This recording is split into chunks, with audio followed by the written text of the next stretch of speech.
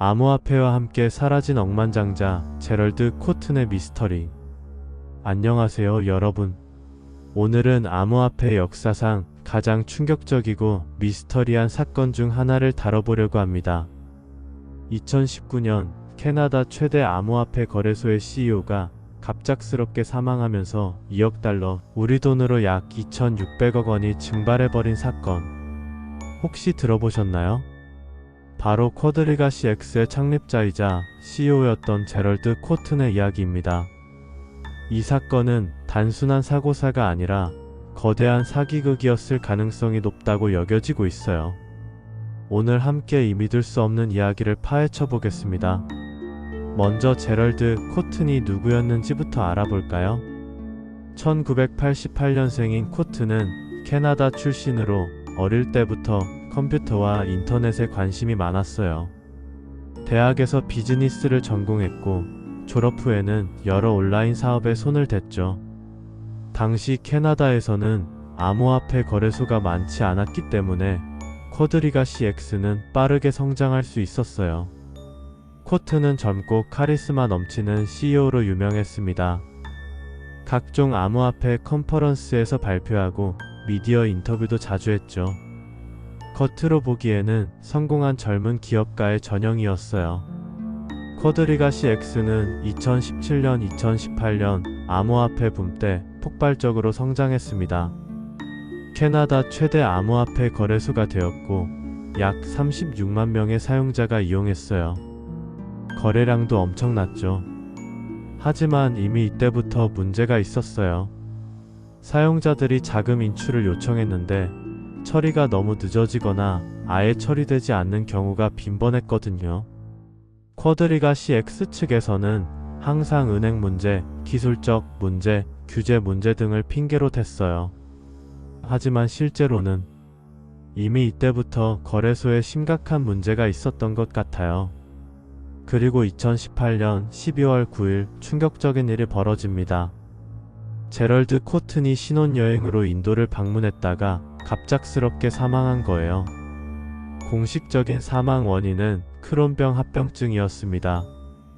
30세의 젊은 나이에 그것도 신혼여행 중에 갑작스럽게 세상을 떠난 거죠. 하지만 여기서 진짜 문제가 시작됩니다. 코튼의 부인 제니퍼 로버트스는 남편의 죽음을 1월이 되어서야 공개했어요. 그리고 더 충격적인 사실을 발표했습니다. 남편만이 거래소의 콜드 월렛 비밀번호를 알고 있었는데 그 비밀번호를 아무에게도 알려주지 않고 세상을 떠났다는 거였어요. 이게 무슨 뜻인지 아시겠죠? 거래소에 보관되어 있던 고객들의 암호화폐 총 2억 달러 상당이 영원히 접근할 수 없게 되었다는 뜻이에요. 비트코인 약 26,500개, 이더리움 약 11,000개를 포함해서 다양한 암호화폐들이 잠겨버린 거죠. 36만 명의 투자자들이 하루아침에 자신들의 돈을 잃게 된 겁니다. 여기서 이상한 점들이 나타나기 시작해요. 첫째, 현대의 어떤 기업도 한 사람만이 모든 비밀번호를 관리하지 않습니다.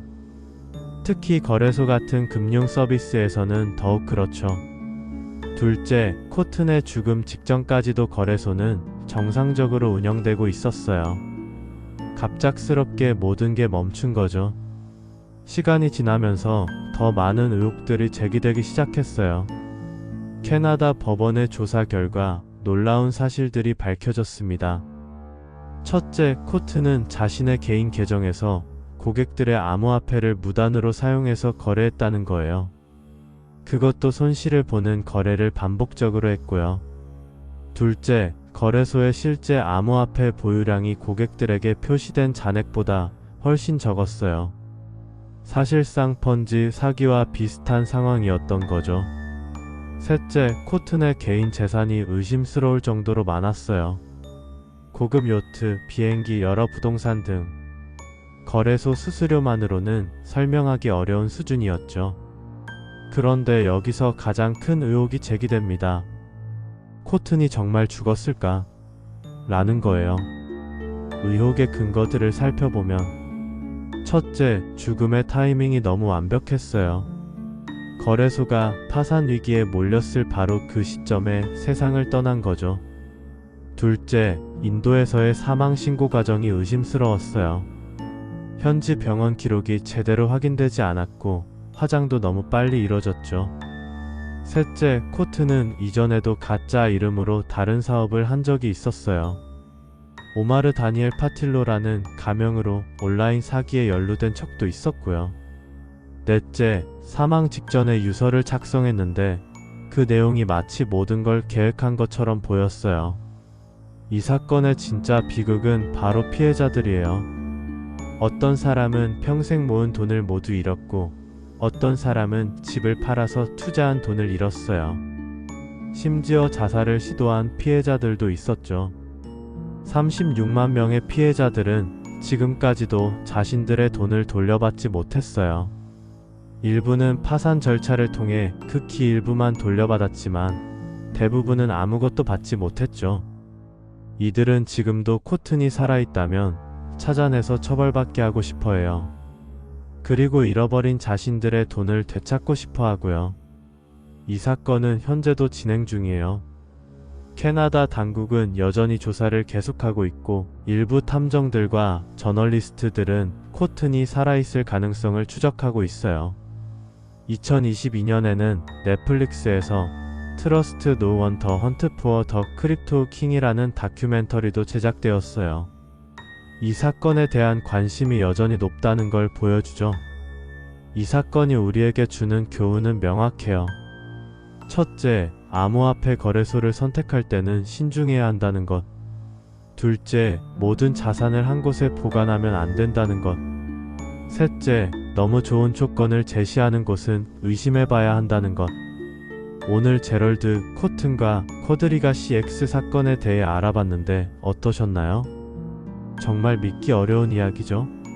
한 사람의 죽음으로 인해 수십만 명이 피해를 본 사건이에요. 코튼이 정말 죽었는지 아니면 어딘가에서 살고 있는지는 아직도 미스터리로 남아있어요. 하지만 분명한 건 이 사건으로 인해 암호화폐 업계의 투명성과 규제에 대한 논의가 더욱 활발해졌다는 거예요. 여러분도 투자할 때는 항상 조심하시고 한 바구니에 모든 달걀을 담지 마세요. 오늘 영상이 도움이 되셨다면 좋아요와 구독 부탁드리고 댓글로 여러분의 생각도 들려주세요. 다음에 더 흥미로운 이야기로 찾아뵙겠습니다.